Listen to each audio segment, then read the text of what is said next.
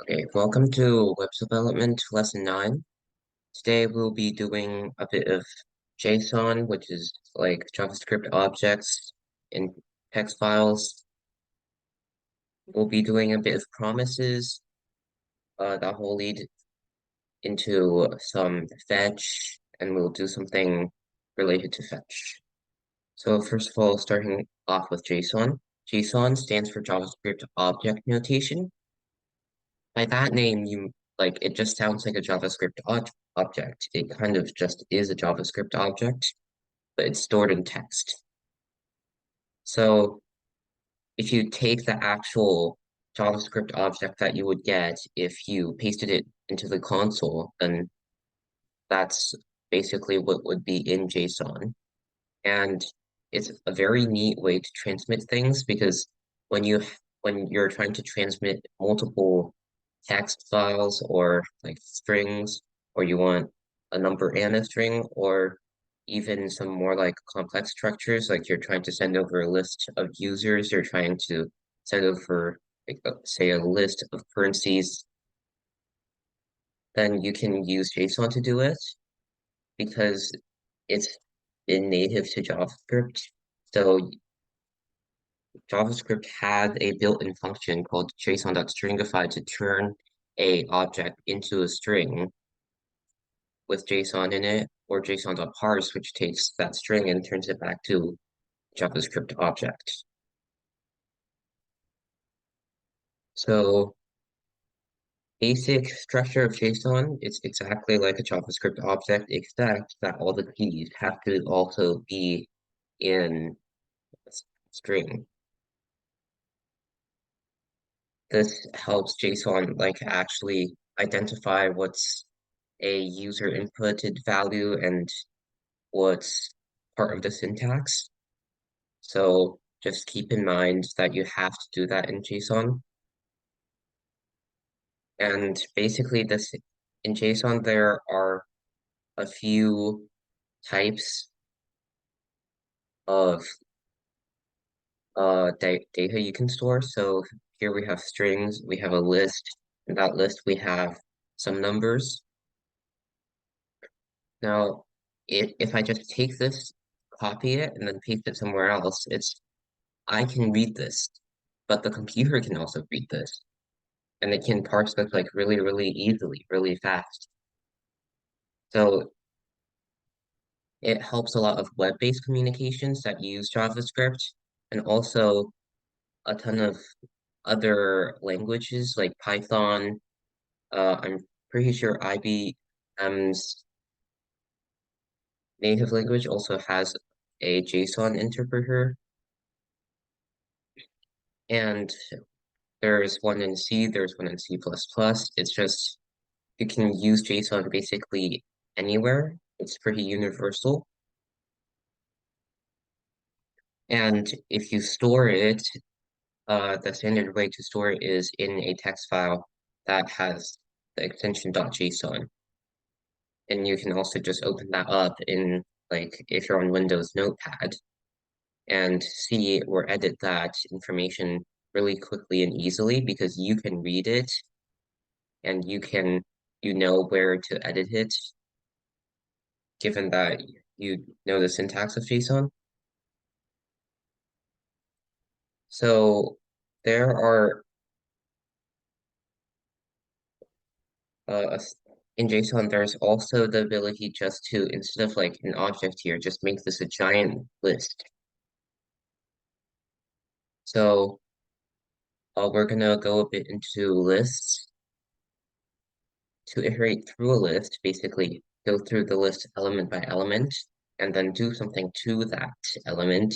You can use either a for of loop or a for each loop.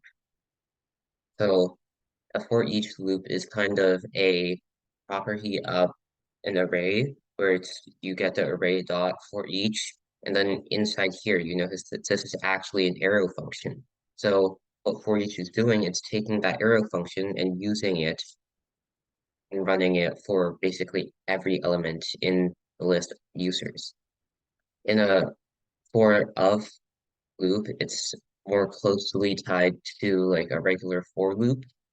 And you see some of the same syntax here where it's for, and then the first statement is going to be let some variable, but instead of using like let I equals something, uh, some boolean and then I plus plus, you're just saying for each user inside of users. So it's just going to, inside this for loop, declare a variable called user that first is Alice, and then after this runs goes to Bob, and then runs this again, and then goes to Charlie, and then runs this again, so on. And it just makes going through loops a lot easier.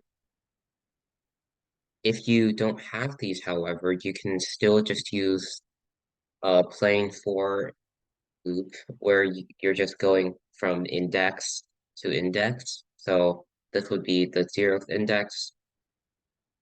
This would be the 4th index. So you would have to set up a loop where it's let I equals 0, I is less than 5, I plus plus, and then it just iterates through everything. And in that case, I would be the index, so you would have to use square brackets in order to get it. But this is, I would say, is a lot cleaner. Okay, so for iterating through JSON arrays, here is basically some JSON that's within a string right now. And since JSON, you have to have the double quotes. I use backticks on the sides here to make it into a string so JavaScript doesn't get confused about what is a string and what isn't a string. So see here, I have users equals JSON.parse users, which basically turns this string of users into a JavaScript object. That's a JavaScript array in this case because the whole thing is an array. And then it can iterate it through it using for each and then log each user. So, so if I go into the console here and I make some array, so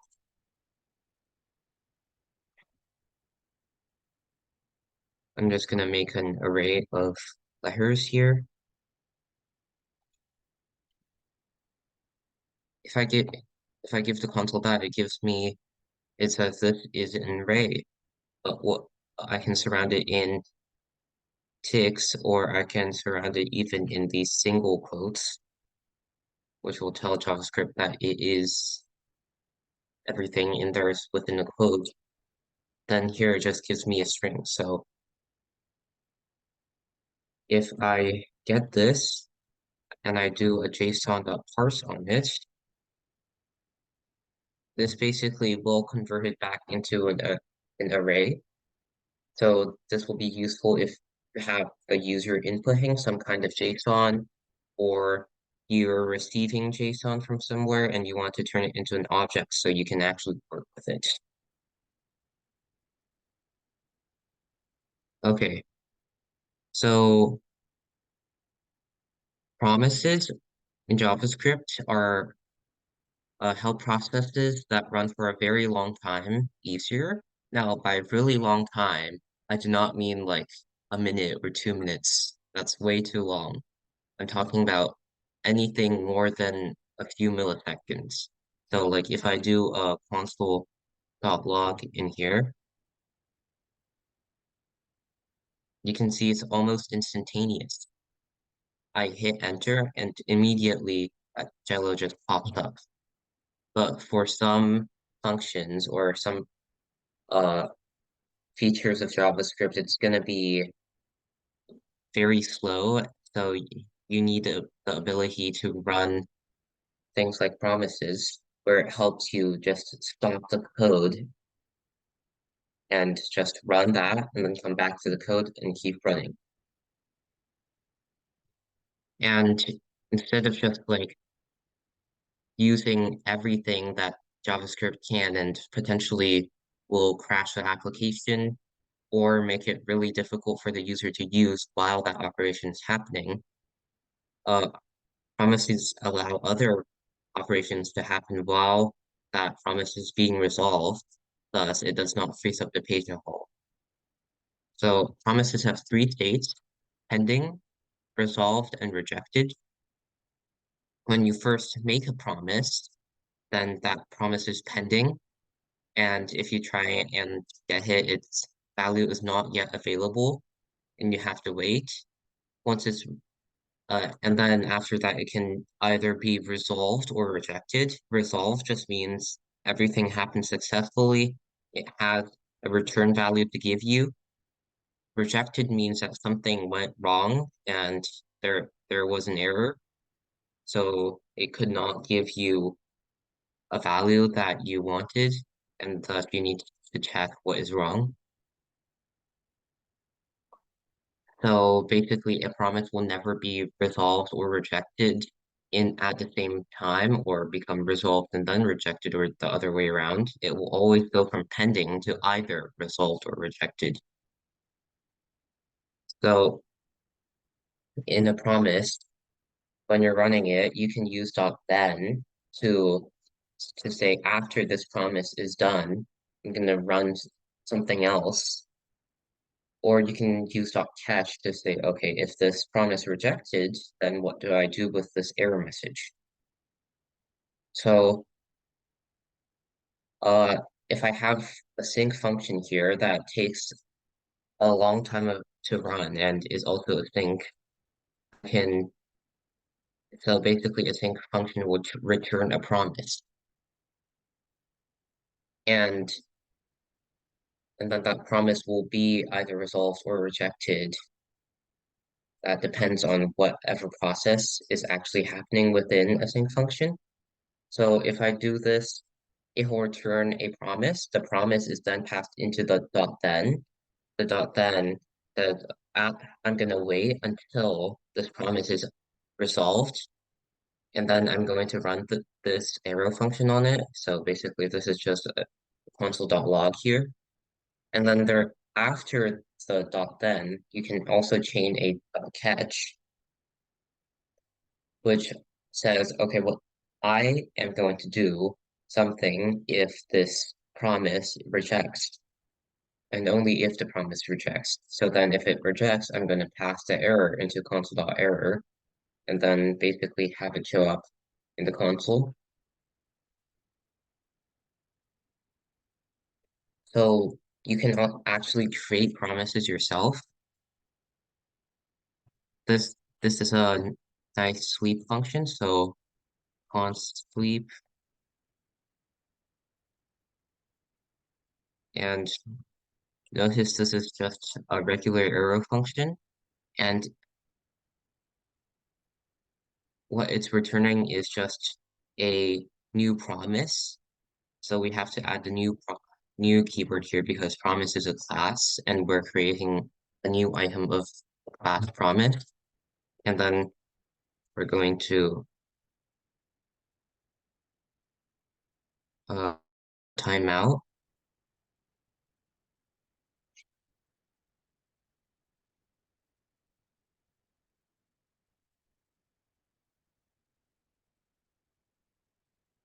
So what is happening here is we're passing an arrow function in and returning a promise. That promise is going to take in the resolve function. So R actually stands for resolve here. And so this arrow function is going to be run where it's getting a function that allows it to resolve the promise. So after the timeout of milliseconds, then it will run R, which tells this promise, oh, this promise is resolved. And then after that, if the whole promise will be resolved, and so we can do something like, oh, uh 2000,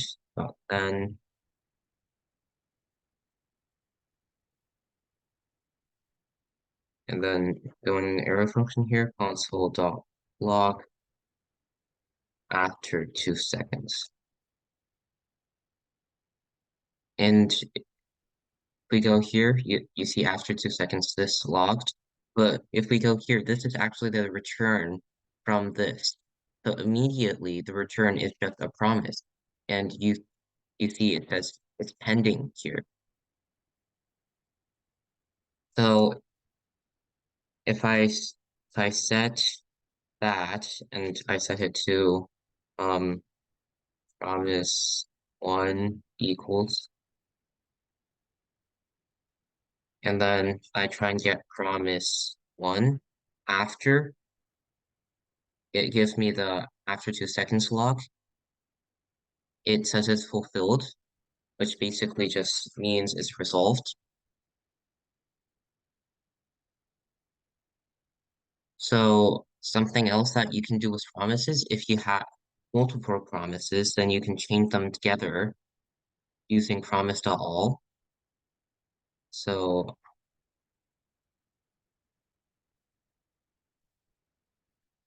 if I take this, I paste it in,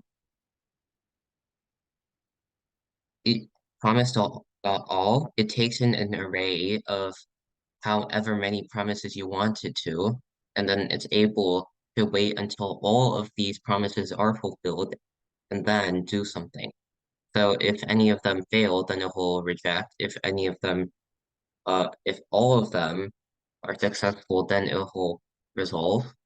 And it basically just returns a promise that will resolve or reject once all three of these the results were rejected, and you can work with it like you would with any other promise. So this is going to be useful where you have multiple promises happening in parallel. So if I have some operation that I'm trying to do to five different numbers, or uh, request, or like sending a request into a server with these five different numbers, then I can use promise.all to say I'm going to wait until all five of these are complete and then I'm going to do something. Okay, so Fetch is a promise-based API that allows your JavaScript to access other web pages, websites, or files.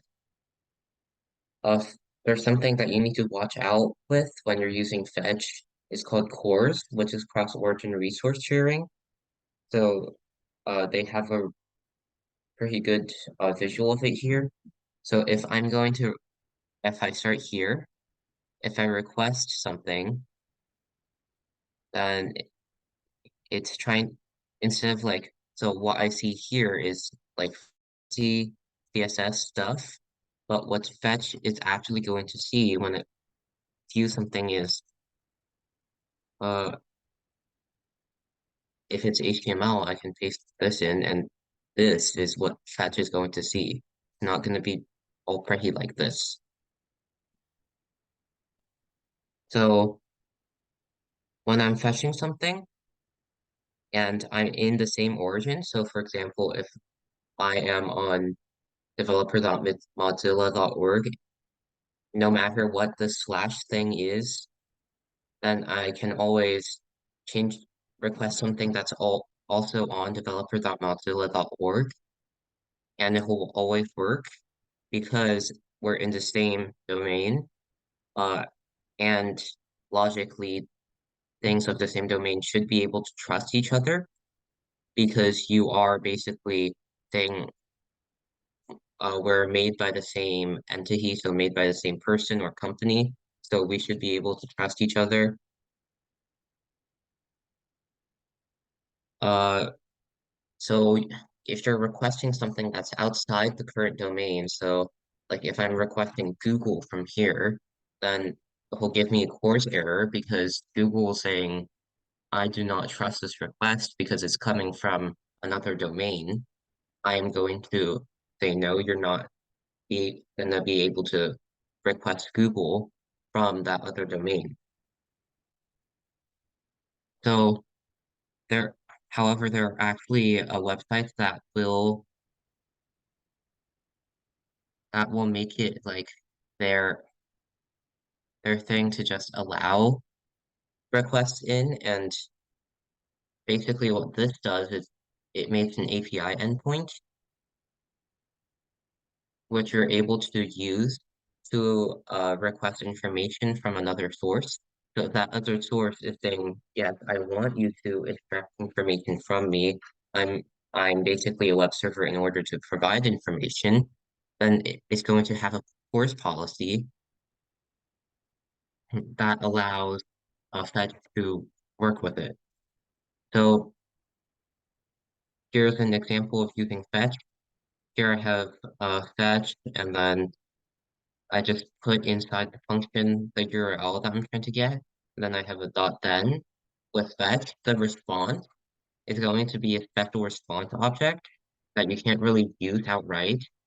And what you're going to try and do is it has a bunch of functions as keys. So like you can do a response.json, which is going to return another promise where it's trying to parse the whole response as a JSON object, and then you can use another dot then to get the actual JSON data that it has parsed.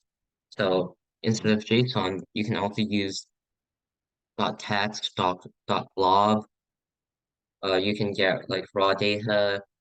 If you're fetching an image, you can choose like how you want the image, like as a URL. Do you want it as a blob? So that's a kind of file format. So this is how you can actually like that's how you want your data using fetch.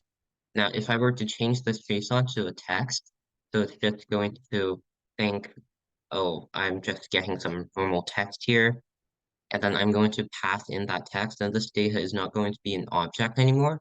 That data is going to be just like a string with some JSON in it. And I can also just do a just JSON.parse here in order to turn it back into a JavaScript object. But normally, uh, you want to let fetch parse it the way it's actually written. So like if it's JSON, just use response.json. Uh, Another way that you can work with promises that is, I believe, much cleaner than .then and .catch is async and await. So asynchronous functions take up time. So for example, fetch is an asynchronous function. What it does is it just returns a promise. And so like instead of using .then, you can use await fetch. Uh, so I'm going to go back here. Yes, JSON placeholder dot code com/users.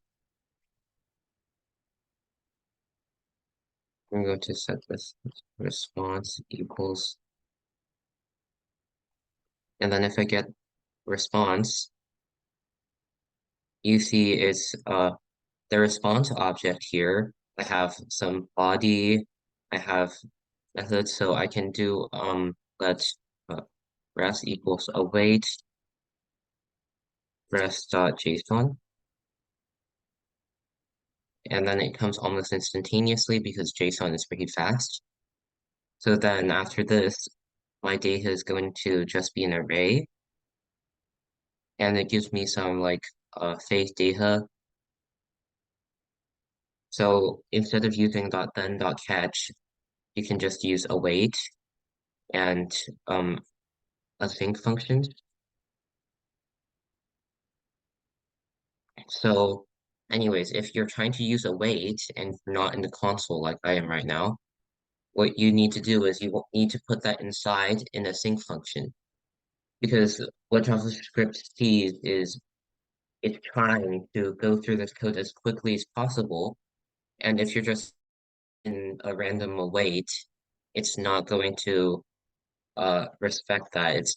It's not going to like that because it wants to go through all the code, and it's going to want to try and run it all. So what you need to do is you need to make it a function that has a sink behind it. So if I have this function, or I can also have a sink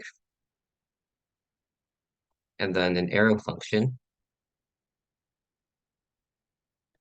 What a sink does is it allows you to use await statements inside the async function to like await fetch or rest.json or even await another async function. The If you're trying to run this without an await, it's going to be fine. It's just going to say, I'm gonna run this, it's gonna return a promise. I'm not gonna do anything with that promise, and I'm gonna just go right ahead and do whatever next. So if there was code under this main, then this it would say, okay, let's start up this main process, but we're not going to wait for it to finish. We're just going to hop right to the next statement and then go right on. And then on another process, this main function is going to run where it's trying to fetch this URL and then slowly getting the response and then getting the JSON from that response. And then uh, console.logging the JSON. And if anything goes wrong, you can use a try and catch to catch the error instead of using dot catch. So this allows you to create more like logical and streamlined operations. So for example, if I have to say I have to fetch like three URLs in succession, where I'm taking the first URL, I'm fetching it, I'm taking the response, and giving it to the second URL, and then getting the response from the second URL and giving it to the third one. If I were to do this without a sync and await, it would be really messy. So like I'm going to do an example in the console here. Fetch URL one dot then response response.json dot then uh I take the info and I go in here and then I can fetch the second URL, and at the end of that URL I'm gonna put the info. So like for some websites, like if it was path or slide ID here, uh this could work as like potentially you're passing in information, and then from there we can do dot then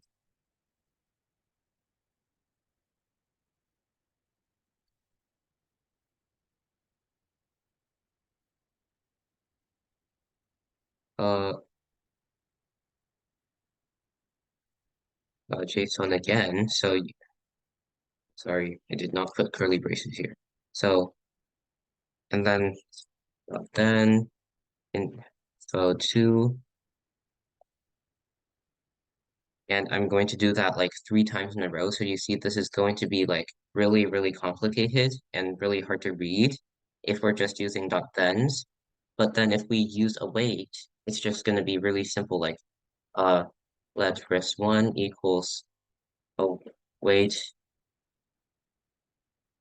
fetch URL URL1, and then let res1 equals await uh res1.json, and then I can do this basically for this second one, sorry,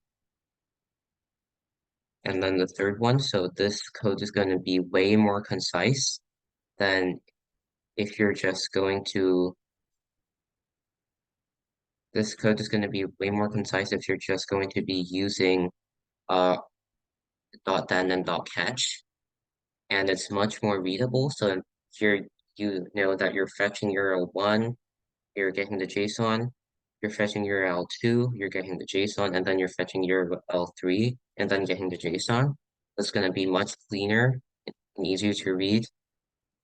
And also, you won't have a bunch of functions being run here and there. It's just going to all be nice and linear. So something I like to do when using sync and await, I like to just have a main function here that I can run everything from, and then just have the main function here at at the end of the file, and I just run it. And then what it does, it's just triggers the main function, and it goes through and runs everything that needs a sync or await. And sometimes I'll even just put the whole JavaScript code inside the main function so that I know that it's always going to go in order. So like after it fetches this, will it then do this, and this? So you won't get scenarios where you're trying to fetch, but then you don't put it in the dot then, and then you try and log or give the user the results. So then the user obviously will receive undefined or promise pending, depending on how you do it, because the response isn't there yet. You have ordered the package, but it hasn't arrived on your doorstep. So basically, a wait just lets you say, I'm going to sit down at my front door and I'm going to wait for that package to arrive before I do anything with it. So uh, there's a pretty good article on the Fetch API on MDN Web Docs. So if we go a bit more into context here, so if we're trying to get the data, we can use so like here response equals await fetch, and then there's a parameter here that's called response.ok. It basically checks if the response has made it through, if it's given any like errors, for example, a 404 error or an authorized error. This response.ok will be false. So then you throw an error. This try catch statement catches it, and then it logs it in the console. So now you know something went wrong. And then after this, it just does the same thing, response.json. There's so once we get into um once we get into these requests, things are getting a bit more complicated. So there are a ton of different types of HTTP request types.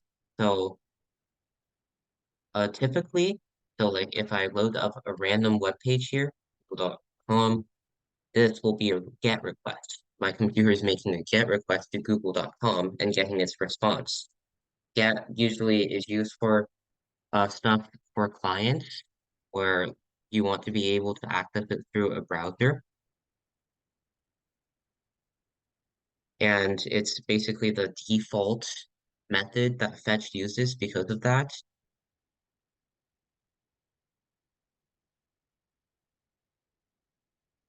Some Another thing is going to be connect.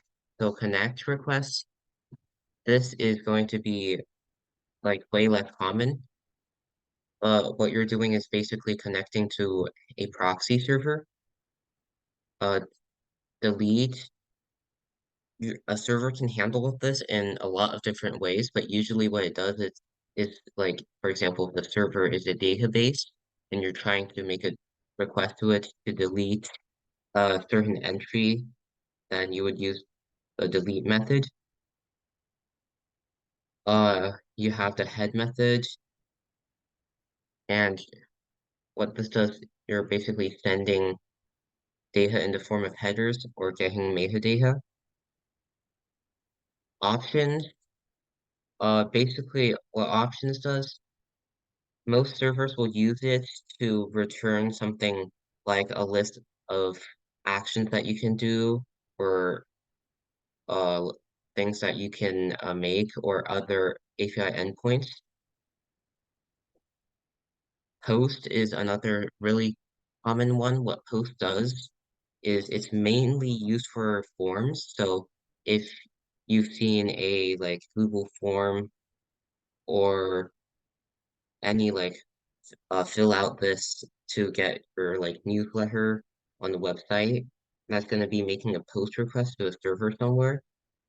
What that does, you can actually carry body with it, which means you can give the server information. And it's built like this because it was intended for forms. So like the entries you put, for example, if I have a login form, the username and the password are passed in as form data in the body, but you can also take advantage of that because you can make a fetch request that has post as the HTTP request method in order to make a request and still pass in kind of information. Pull-up request, this is another kind of like database kind of request. Basically what it does is the server will often handle it by like stacking something to something else. So like I'm putting this key pair value inside. But keep in mind, for each server, you can program it to handle all of these requests differently. So if I wanted to, I could have a server that only accepts post requests or only accepts put requests, and like these these names actually they're just for the ID for the request methods, and there's not really a standard on how to use them. So technically, if I wanted to, I could just use the delete method as a normal like post method, but then that would confuse a lot of people. So I would recommend just stick with whatever makes the most sense. If you're passing in information, use post. If you're just getting information, use get. If you're trying to get options or set options, use options, so on. Okay, so APIs are application programmable interface. An interface is basically anything that you can interact with and uh, receive or give information to. APIs application uh, are interfaces for applications to use through programming. So one form of API is a REST API. You can use a REST API using the fetch function in JavaScript because the communication occurs with these these uh these HTTP request methods. And usually in a REST API, communication occurs between a client and a server, where the client knows the API of the server. It knows the basically what URL to try and fetch, and then the server is giving a response.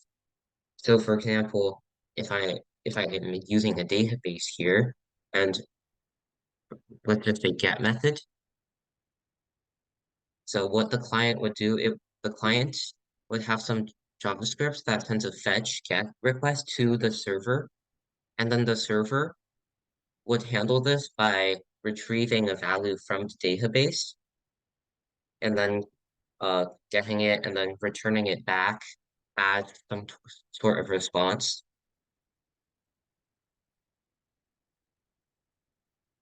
And a characteristic of a REST API, it does not store any information between requests about the client. So if, for example, I have like a password that I'm providing the server, which is actually called an API key, in order to say, oh, I'm authorized to do this, I am the authorized client. So like that helps the security of the actual server. You have to pass in that API key every time you're making some kind of request because the server does not remember, oh, this computer requested me 5 seconds ago. So I am going to assume that that computer is verified and can access this information. A REST API is not going to do that. It's going to require the client to be authenticate every time.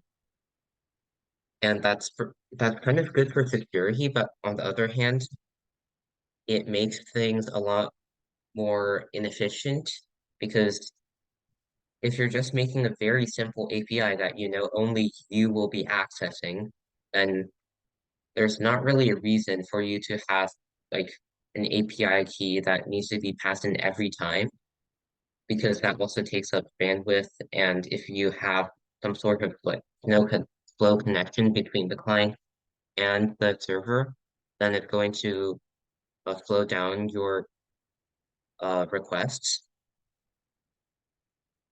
So an example of the fetch REST API, I here I made a whole weather app.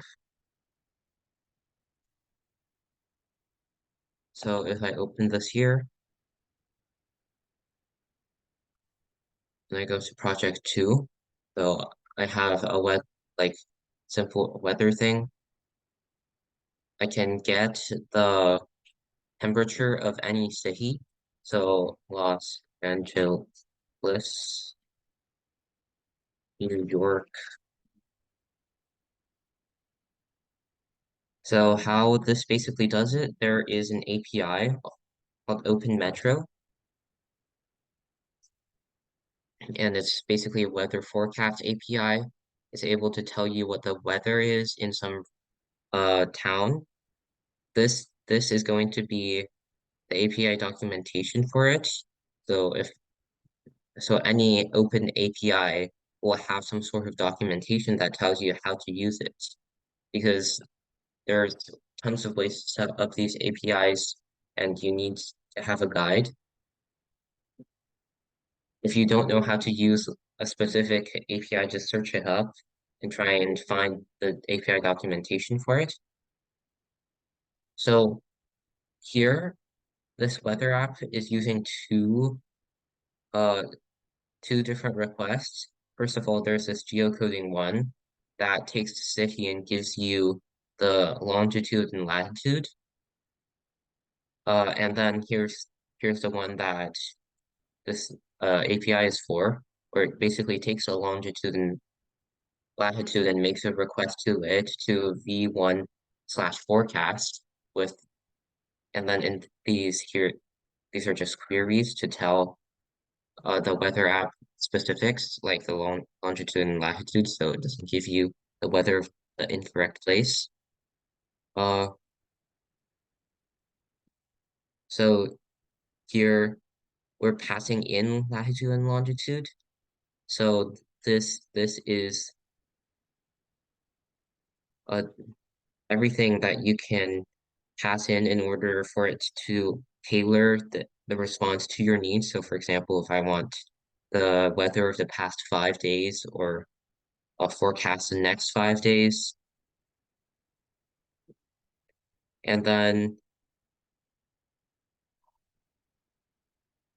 what I'm getting here from the response is going to be the cur- the current weather and the temperature.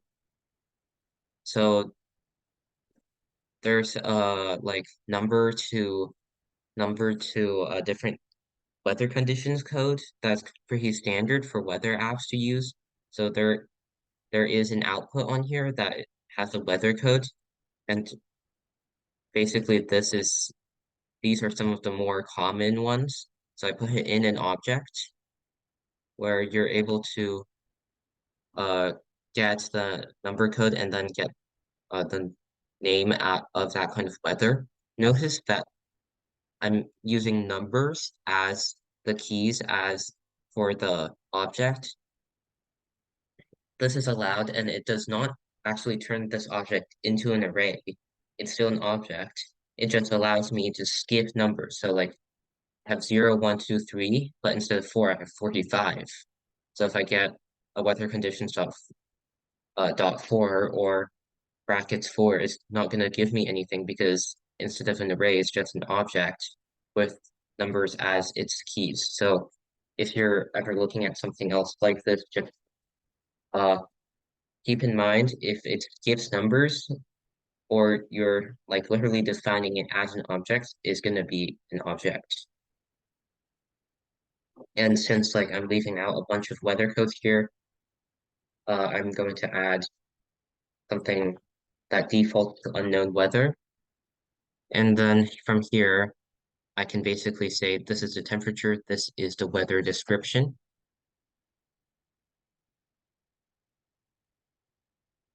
So this code I am going to put in the chat in case any of you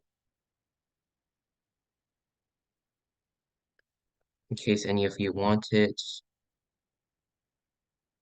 Uh, Apparently it's too large. Hmm.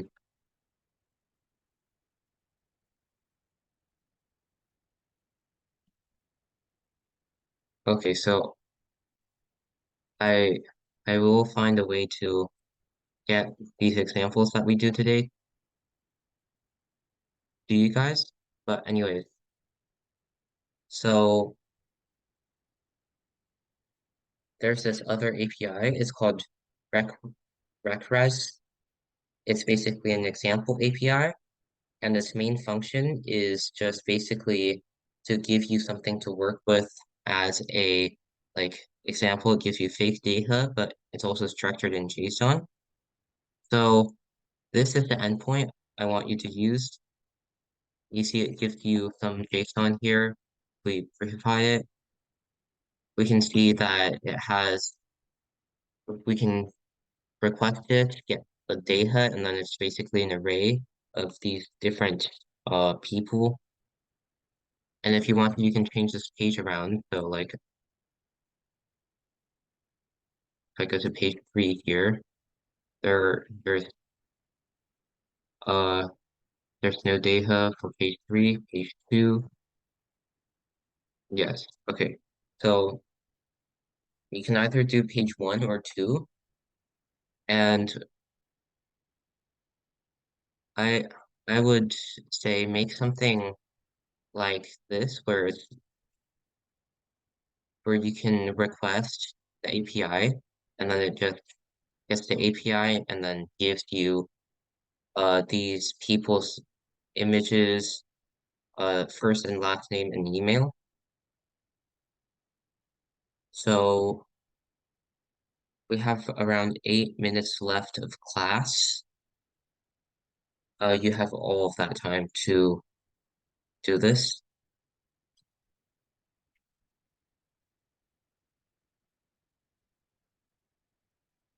As always, if you have any questions, just raise your hand or pop it in the chat.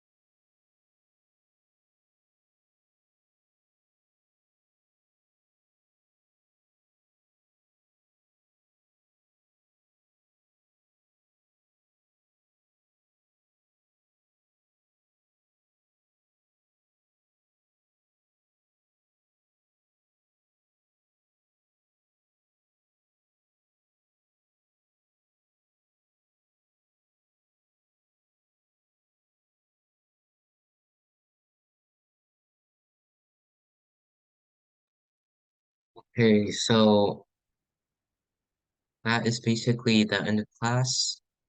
Uh, you're free to go. Bye.